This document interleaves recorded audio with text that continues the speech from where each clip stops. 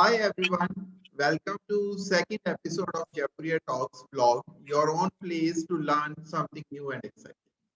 Before I introduce our amazing guest today, I would like to set some background. So some 2-3 days ago, I was chatting with one of my colleagues about parenting, and I am a father of two kids, 6 and 3, and she is also a parent of mother of 6-year-old. And we were discussing about the parents' urge to micromanage their kids' career per se. And as you know that in India, some parents send their kids to IIT and IM coaching when they are merely 13, 14 years old, right? Yeah. In 15 odd years of my teaching experience, I have seen kids shaping up their career and going from stage to stage as if they are in a Super Mario game from one stage to another, right? So amidst all this rush, I wanted to talk to somebody who has enjoyed the beautiful, adventurous, and exciting detours of life and career, and who has not taken the off-beaten path set by the society. So here we are. Welcome, Chirag. Welcome to our show. And I will not reveal who he is because that is the entire gamut of the show. So in the show, you will get to know who is he and why is he so special and why are we talking to him today. So, dear audience, fasten your seat belts and let's try to dive deep into the mind of this mysterious man, Mr. Chirag Singal. Thank Right. you so much for having me on the show. It's really wonderful. Yes. So Chirag, you know that I heard first about you from your elder brother, who was my colleague then, way back in 2011-12, when he said, and in this scorching heat of Indian summer, he said that my younger brother is cycling from Bangalore to Jaipur, almost 2,000 kilometers. So I thought that what kind of maniac would do that, because the moment I and Manish we would come to the office, our first thing would be to push the button of the AC, right? And Yeah, in that heat, you thought of cycling from Bangalore to Jaipur, right? So what was yeah. in your mind? What motivated you, and why did you do that? Yeah, I think like sometimes like the weather I remember was extreme to like up to like 48 degrees Celsius. And especially like when I entered Rajasthan, I realized like how hot our desert could be. What motivated me is actually around that time I was studying in a program called it was a triple majors and it was bachelor's in psychology, sociology, and literature, like English literature. And in this, we were reading one very particular poem from Walt Whitman, and the name of the poem is Leaves of Grass. And just like during the class discussion or something, like one of our professors, like she just asked, like, okay, what would you do if you have like 1,000 kilometer of land? And I was like, I don't know like how much 1,000 kilometer of land is because I was so naive and like who knows like how much 1,000 kilometer of land is. And she was like, why don't you go figure it out?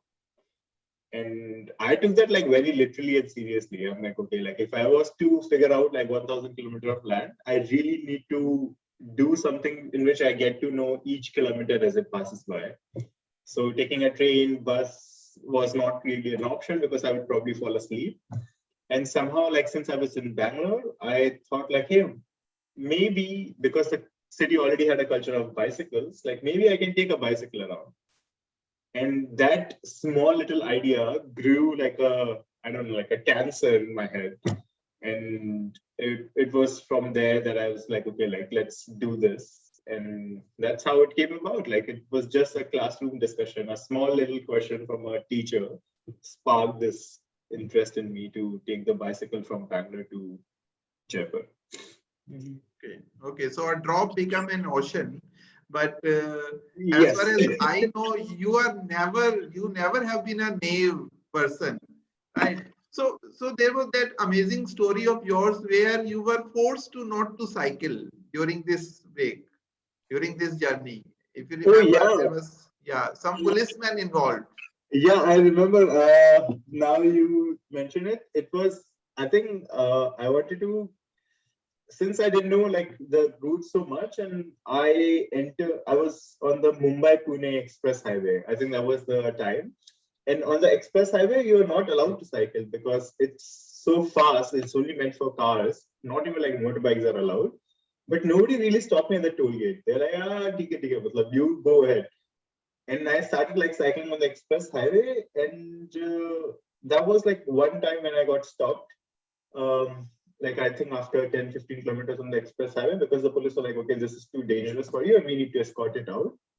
And the second was in Rajasthan, where I had entered Rajasthan, and I was, I think, cycling from Kherwada in Udaipur towards Bhilwara on that stretch. And there was like this very dry stretch of like about 60, 70 odd kilometers when it was really hot. There were like no real shops around. And I was like, okay, I had skipped my breakfast, I had skipped my lunch.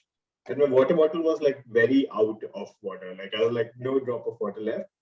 And then some police people have found me like really struggling with the bike and everything. And they're like, yeah, like we can't let you bicycle right now because if you die like in this area, it will be like our responsibility. So they really then forced me to put the bicycle in their police jeep, and they dropped me like the next 20, 23 kilometers. And they're like, okay, our area stops now. So now you have the responsibility for the people. If you die, it's on their head. So there was a time I remember that, yeah, like it's that so many things happen on the way that, yeah, like great memory you have from, I don't know, like 2012, like you remember these stories. I would have forgotten. Yeah, we chatted because I remember that day I and your elder brother, we were standing in the front of that institute, and you came up with long hair and long Oh, beard, yeah. looking like, and with a video camera also. You were taking some of our interviews, sort of kind of thing. You had some project in psychology. Yeah. I think I had just arrived that day to like a night before. I had just arrived to Yes. Jaipur, Hmm. and my brother was like, "Yeah, I'm going to college," and I think he didn't want to take me in the car or something. Yes, So, yes. so he was like, "You come on your bicycle only." I'm like, "Okay." I think that was like I vaguely remember that, and I Yeah. remember meeting you outside the institute, like with the garden around and Yes, everything. yes. Yeah, it's been so long. Yeah. So how does a boy from Jaipur, and I know that you were pursuing CA, you were very much a commerce student, going to Yeah. mint a lot of money. You are going to mint a lot of money in future also. I can vouch for that. But I hope at so. that, yeah, at that time the track was different. So you have cracked some pre-level of CA also, and you were doing BCom from Rajasthan University. So what made you leave all of that and go to Christ Bangalore? Yeah, so it was again like I don't know, like somehow like my parents always see that okay, like this boy has never been able to stick to one plan. Like that's my parents' problem. That okay, like you tell us something and you're very excited, passionate about it, and then you do it, and then you leave it, and then you do something else like very passionately. So this was also like the same thing. I was in, like you said, I was doing my BCom, I was doing my chartered accountancy, I had cleared my IPCC Group 1, and during like the papers of like the second group, I was also like watching this one television show which was about psychology. And I was Okay. looking at that television show. I'm like, hey, this is nice. I want to be like this person in the television.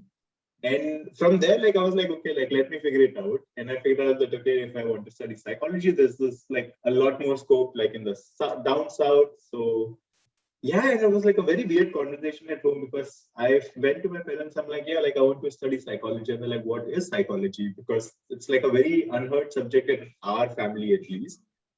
And then it was just like 2 3 days of trying to convince them, like, yeah, like it really makes sense that if I leave this, and my father still insisted that it would be nice if I can still continue writing the papers, but I was like, I will go to the exam center, but I may or may not write. So that's the risk I can take. And that really happened. Like I remember for one of the papers, I was just sitting outside the parking lot. I'm like, okay, I'm gonna waste my time here for a couple of hours, and then I go home, tell them that I did the paper. Okay. Yeah. Okay. So it's very interesting to see that you get inspired by a conversation inside a classroom and do something very bizarre, Then you Yeah. get inspired by a TV series, and then you change the career trajectory altogether. And I remember I also watched all the episodes of Lie to Me.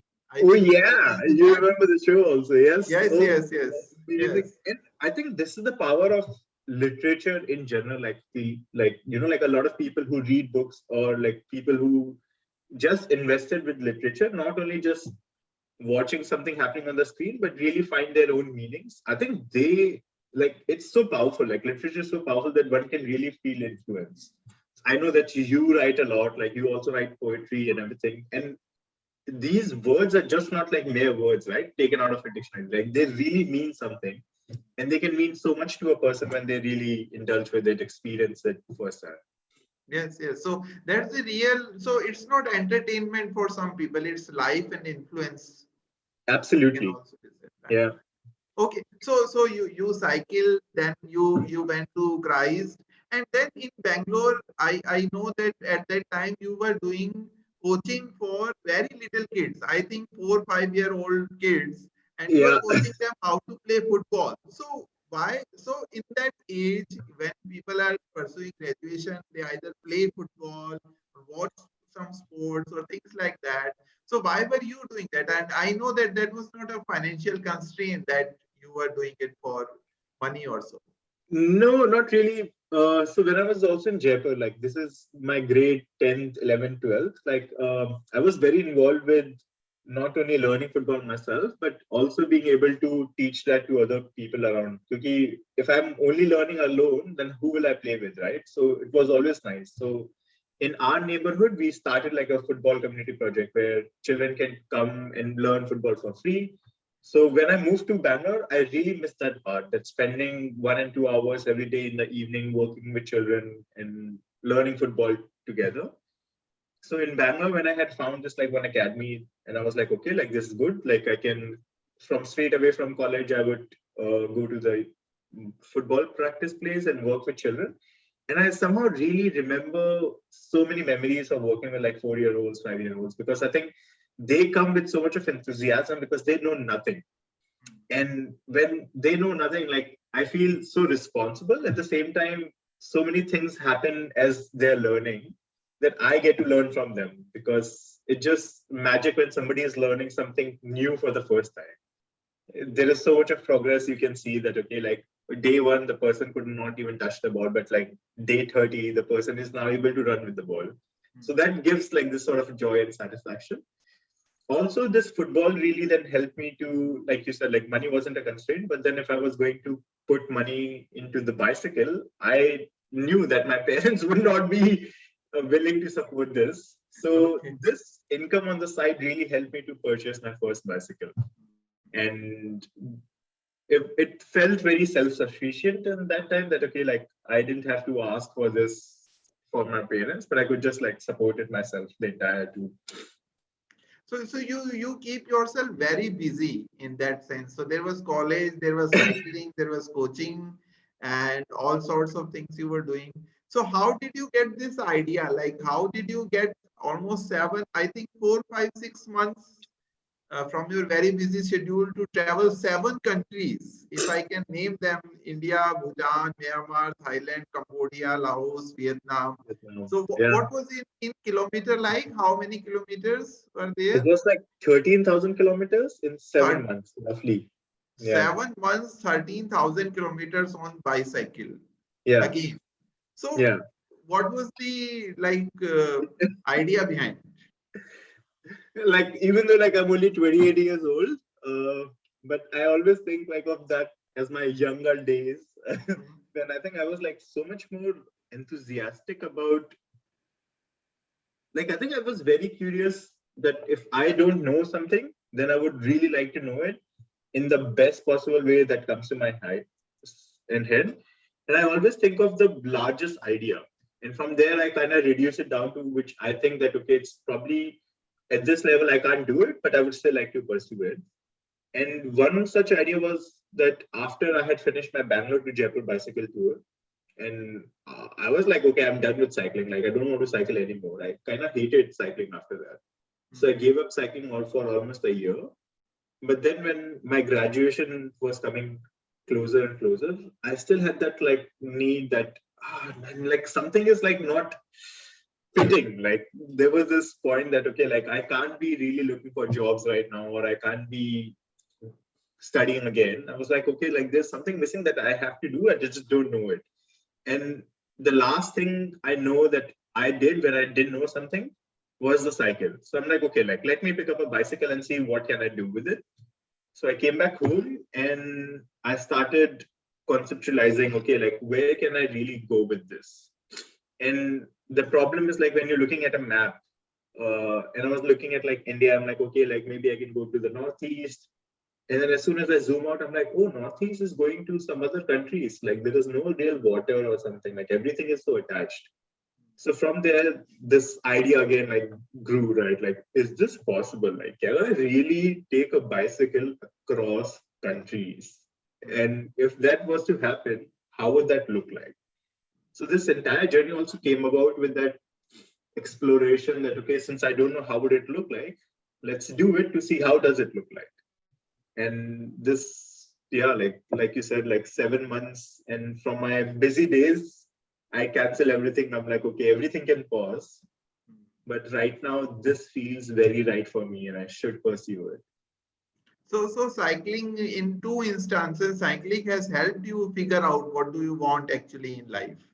Yeah, even to this date, like I know like when there are days like there's like a lot of university things happening right now, or like I feel like okay, like I don't know what to do next, I still like take my bicycle for like a 70, 80, 90 kilometer like run, and I'm like okay, like maybe on the right something will happen and I'll know what to do next. Okay. So what was your parents' reaction, first of all, when you said that you are going to 7 countries on bicycle for 7, 8 months?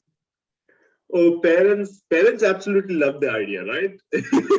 No, they didn't. They were like, so I think one thing I remember is them saying, and it might hit home to many of the people from Rajasthan, like the audience, is they said, "Banyo ke chhore aise kaam nahi karte." That like the boys from the Banya community, they don't do things like this, right? Like it's way too adventurous for our types. And they were Post like, yeah, like, post wedding honeymoon trip to Singapore or Thailand, or that's that is the all. thing. That's the Uh, adventure. that's the adventure. Goa jaya, Yes, that's yes. all you can do. But yeah, like they were really in shock and they were in denial that okay, like this is not possible, and this is something that you're really stepping out of your limits. They were like, okay, we understood that you did Bangalore Jaipur because that also came as a surprise to them. It was not really so well spoken of to them. Ki, "Acha, I'm really doing this. It was like, matlab, I have an idea, but and then I just did it. But this now, when I'm talking, sitting at home and like talking it out, like it was very hard on them to be able to accept it.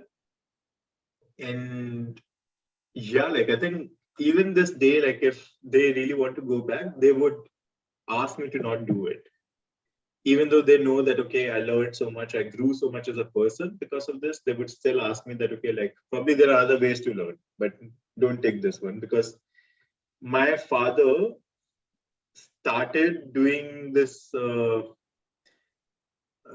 like Gita part, like Sundarkand part every day, the day I left home on this Oh, bicycle journey. And that's something that he does every day, even till today, because okay. he wanted to pray for the safety of his child. Okay. And he just didn't know how else to help. So it was like, okay, he has his faith in the God, and he does that like till today, like every day, like an hour of just like praying and reading for me and my safety. Yeah, so safety was a big concern, I think, Chirag. And you were going to some of the hinterland of India, leave about all the other Yeah. countries, some of the darkest corners of India also. So how was the experience there, and how did, like, we have talked about it earlier also. So how did it change you as a person? I think one instance that I recall also, I think sharing with you earlier was when I was traveling through or planning to travel through like Bihar, Uttar Pradesh. Like that was like one of the biggest concern of like some of my friends and colleagues that okay, like what are you doing? Like you're really putting your life on risk in purpose by knowing that you are going to cross through like some of these lands, right? Like which could be dangerous. Like people would not mind stopping you, beating you up to loot you, right? And that was like a concern that everybody had, that okay, you're definitely going to get mugged up. Like as soon as you leave your house, like somebody is going to take your bicycle away and everything. And this safety, there's, I think, more than my feelings, it was other people's feelings that was becoming overwhelming upon my own self. And I was feeling through their feelings. Okay, if they are feeling this, then somehow I also start to feel this. But when I was on the road, the experience was completely different. Like I felt like everybody was so amused, and I was like it felt like for them like कि कोई पागल ऐसे पागल खाने से भाग गया यार. कि for them I was like an amusement. So every time like I would even stop at like a chai stop, there'll be like 30 people, 40 people gathering. Like you can imagine like a village, and the news travel so fast that everybody will just like come running and like, oh, like something like koi shahar se aaya hai, and this whole thing will be there, and then everybody will be so kind because they all wanted to be part of the journey somehow. So a lot of people in these remote places and these dark places, they were so helpful. Like I have slept at so many stranger random people's house. They have been so kind to offer me food, water, shelter, stories, their time and everything. Like it just felt like so loved. I remember this one time, I think I was on the way towards Nagaland, and in Assam, I was crossing from Assam to Nagaland, and there was this very dark in the night already, and I'm trying to figure out like, okay, if I can pitch a tent somewhere in a park or something. And I stopped my bicycle, and then there was this one person. He's like, "What are you doing here?" And they were in a like a big car, like a Bolero or something. So I'm like, no, I'm trying to like find a place to sleep, la la la. And they're like, you come with us, we take you to our home. And I'm like, what about my bicycle? They're like, oh, there's a friend of mine who owns a shop. We can open their garage. So they kept the bicycle in the garage. They took me in the Bolero. After some point, they stopped the Bolero and they're like, from here, we will take the bike. So now 3 people on a motorbike, and I'm sitting in the middle, right? So I'm already feeling like trapped that, okay, like this one person is taking me somewhere, this other person is right behind me, and I don't know where am I. I have no idea at all, like where I am, and I don't even know where did I really put my bicycle because it was someone's garage, right? I didn't have like a GPS location of that place. And then they went somewhere, and then the friend got out, and the friend is like, from here, this is my bike, I'll take the bike, and 2 of you will walk. I'm really walking with this one person, and I'm like, okay, like I have no idea where this is going. Then we hike like a little bit with like a headlamp on for like 5 minutes to like a small hill, and then he's like, this is my home. And I was like, wow, this is crazy because it's like a one small hut and they have like 13 people already inside. I'm like, cool, let's do this. And, and that was it. Like, I was so scared the whole night, but it planned out really well. Like, and it was so funny because they had like one single bed where I was going to sleep and 3 other of his siblings. So, like, 4 people on like one single bed, we all slept. And I was like, okay, like this like adjusting is also like part of our culture. And my fear basically somehow start disappearing from these incidents that, okay, I'm afraid something nice happens from the thing that I'm afraid about. And then I'm not afraid anymore of that. So these kind of experiences, no book or no college school can teach you per se. So next, when I met you after your cycling glory days and everything, so you were called Giraffe Uncle. Yes. Yes. So from Chirag to Giraffe, what was the story behind that? So the journey was that after I finished this long bicycle tour, I came back home and I was like, I don't know what to do. And since I was so feeling unfamiliar with Jaipur, I was like, the only city I think I can relate a little bit to right now is Bangalore. So I went to Bangalore with like just like went to Bangalore, and I was like, okay, let me visit my football academy again. I visit my football academy, and my football academy was like, hey, there's a school who's looking for a sports teacher. Are you interested?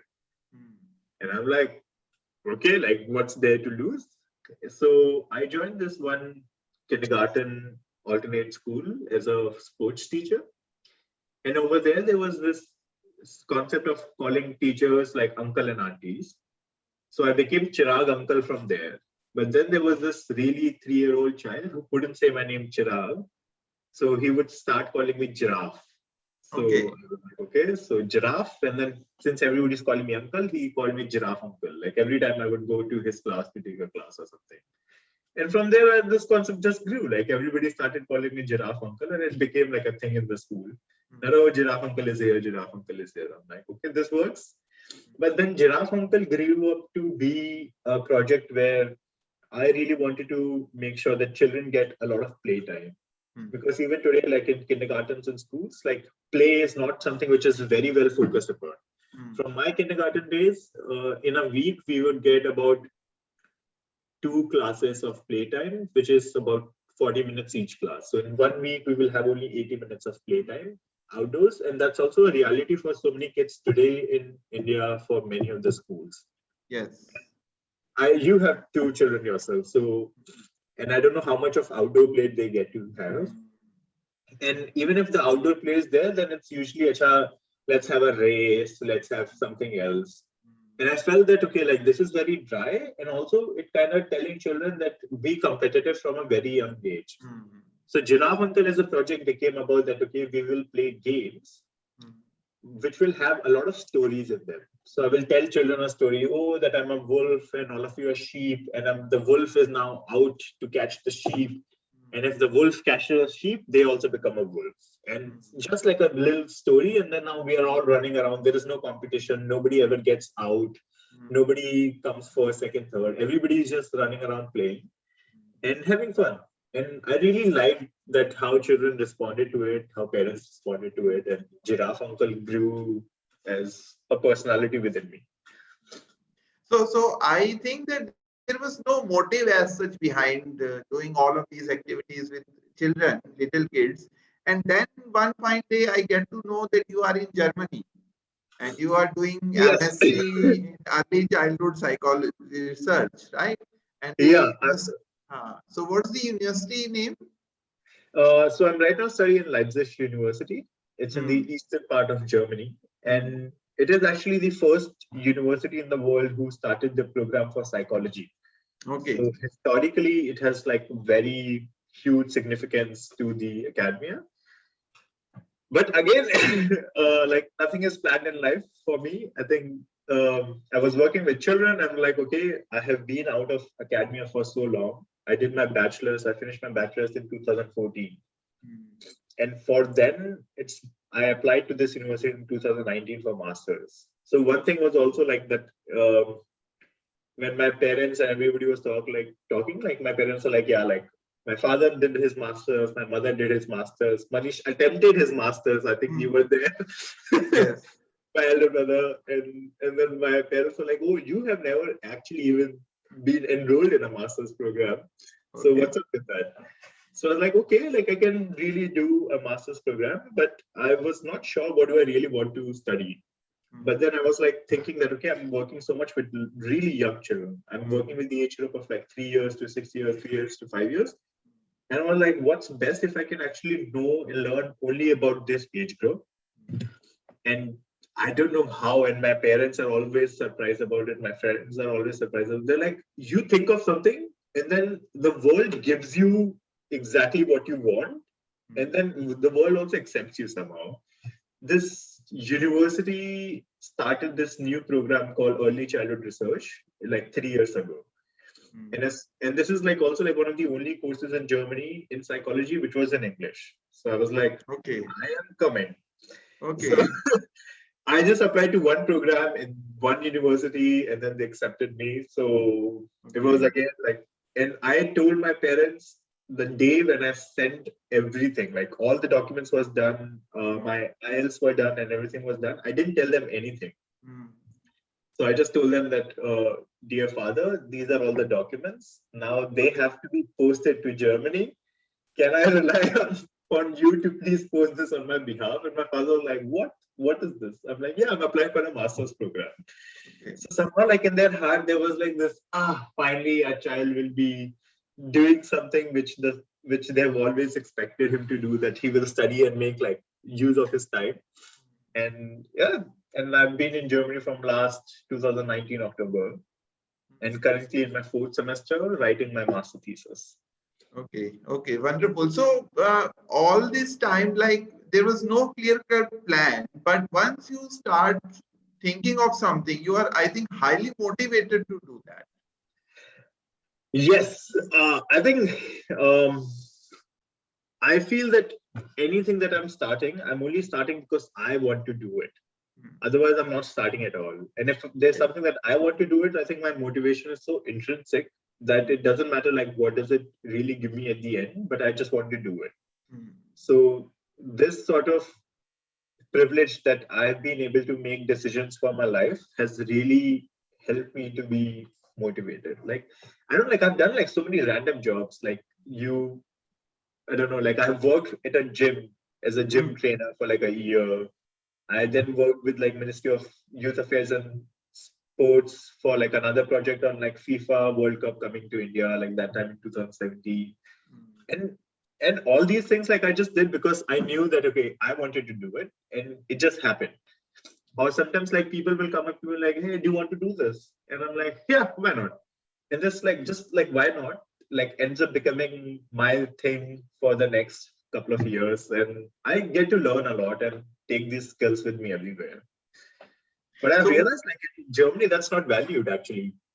Okay. So now when I'm like, I feel that in India, like when I send my CV at places that, okay, like I have done so many variety of things, like it's really valued that as a person that I have seen so much and I've learned so much. But in Germany, like they really want everything to be that from your day that you were born to this day, you knew exactly what you wanted to do and you did that.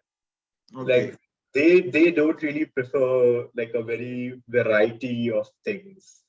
Okay. Okay. So, would you like to accept this thing that instead of the end result at every incident, you were looking more for the learning and the experience instead of the end result? So you were never thinking like, what will I get out of this? But you were thinking that what will I experience when I will do this? Yeah, I think from a very young age, the kind of message that our parents gave that money is temporary because the money will come and go, but your learning will stay. So somehow, unconsciously, that has been very embedded, at least in me, that the learning is definitely like something that I'm very looking forward to. So end result, I don't know what will happen or what will not happen. Never, because the future is so unpredictable, and especially we have realized that after 2019 that it is very unpredictable. Yeah, so I think I'm really glad that I have this one capital which I can like really hold in my hands and say like, okay, but I have learned, and can I use this learning at different places and still make something out of my life? Like maybe not as great as not as great, I would not say, like maybe not as financially higher as some of my friends who were pursuing chartered accountancy at the same time as I was doing it are doing now in their lives.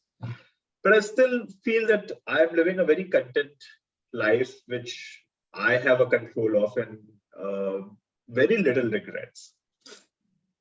So very little regrets, but were you ever afraid that you are, not following the conventional path per se? Oh, yes. I've been like very afraid because every time like I decide that, okay, like they'll imagine like 10 people are walking together and then a couple of people are like, okay, like we are turning back. So in my journey, I felt that my progress was not linear because sometimes I even fell behind.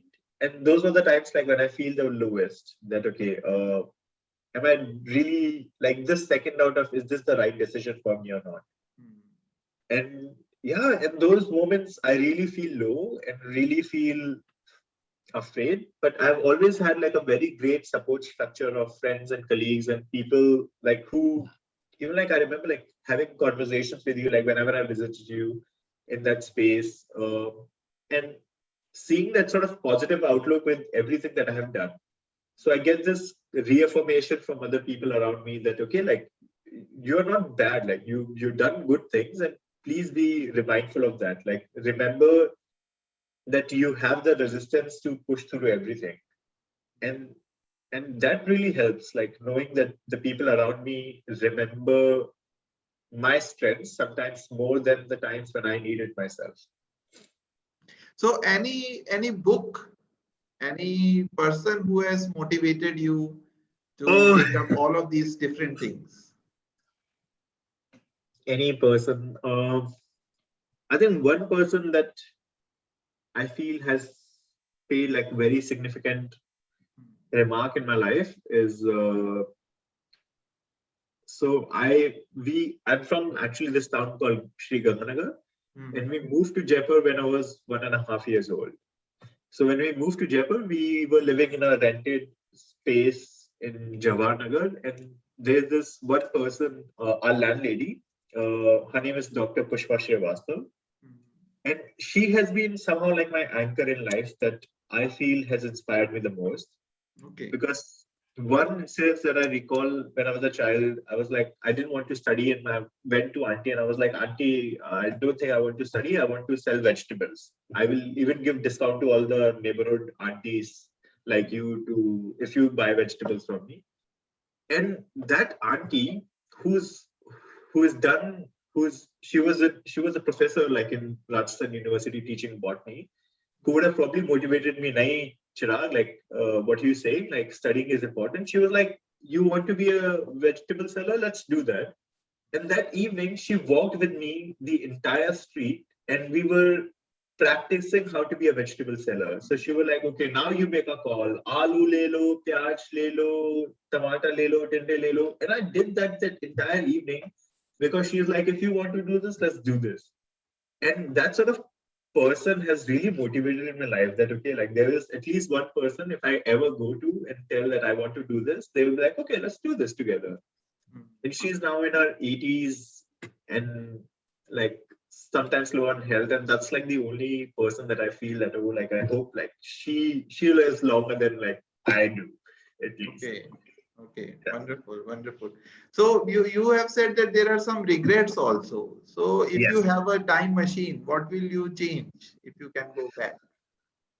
Uh, I think I really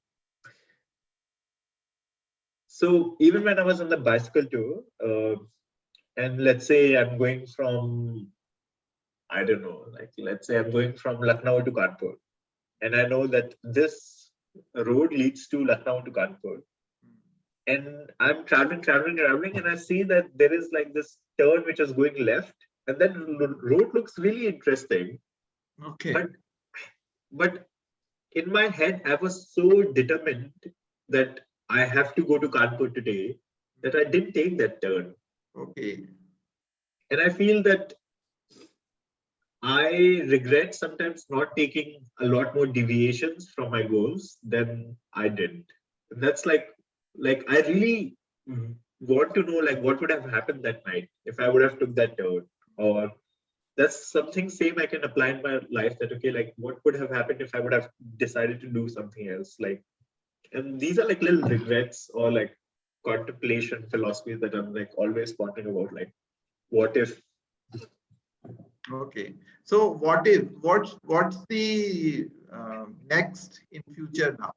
So although it's a very difficult question for a person like you because one never knows next time we chat up you are in America doing something. What's your current challenge and what does future look like to you now? uh so my current challenge wait I think yeah. I can still see you. No Can you problem. still see me? Okay. Yes, Yeah. yes. Yes. Yes. So my current challenge is that I think right now in this point of time where I know that okay I have like these sort of skills, but I don't know like what to really do with it. So one thing that I'm really hopeful about is to like I have this one distant dream that I want to have some sort of like a product for children that I want to create some sort of a game like a really like a hands-on game like the children can play and learn something from it. And there is so much wisdom that there is out there. And I don't know at this point of time, like, okay, like how am I going to push myself to be able to make this, design this or whatever. But there's like this concept of like a board game that I want to design for children. Or yeah. And even though like my current education, which is very deeply invested in statistics and like childhood psychology. I'm still figuring it out that, okay, like, do I still want to continue with my education and like go into PhD programs, or should I like, again, like how you said, like find something new for myself? And I think I really enjoy that process of being in that not knowing phase and then trying to figure it out for the first time. So that's So, my challenge. so the basic idea behind this entire talk, Chirag, as we have discussed earlier also, was how to live with this not knowing.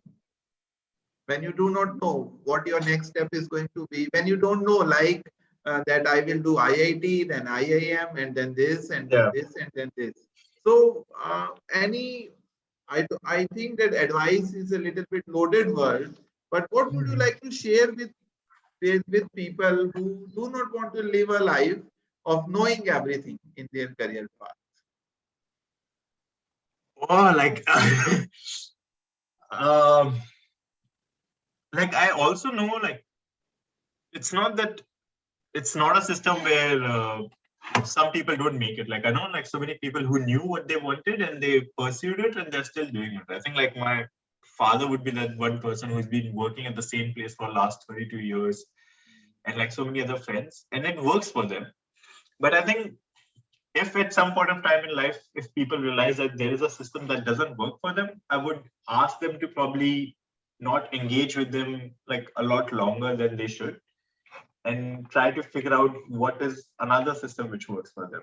So for me, I was also like very determined that, okay, I want to be a chartered accountant, la la la. But I realized at some point of time, okay, this is not a system which is working for me. And my advice to people would be